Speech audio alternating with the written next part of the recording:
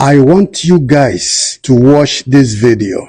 A video game kola koginanya umunne ife na-eme n'ime Nigerian churches.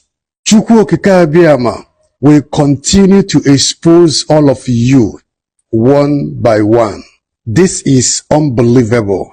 Ụmụ Igbo, you have to see this.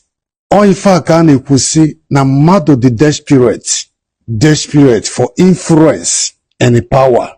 Please listen and share this video. Good morning, ma. Yeah, another Arrangee miracle from Ebuka. This girl now this testimony na page Ebuka. I say that no go mansion worth 500 million, which is lied. She lied. This girl now any Elekafia Enugu State Ponkete beside.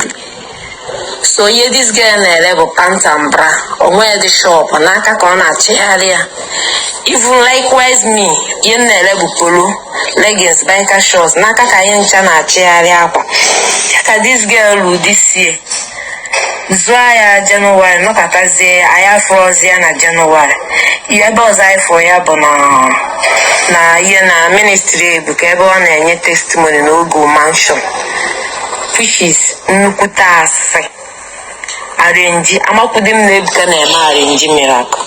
Hey, Christianity awugokwa na. This is the last bus stop. I have my evidence here. Where is the evidence? Hey! Hey! Hey! Hey! This is a mansion. I prophesy. I prophesy. Are you claiming this? Yes. Are you claiming this? Yes, sir. Stand up and claim it.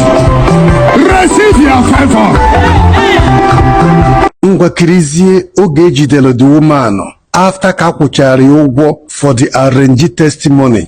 Chiatazie azụ ebe ọ na-azụ afịa ejidezie ya nezie ebe ọ na-ezozi onwe ya ezo. Watch to understand better because evidence is very clear.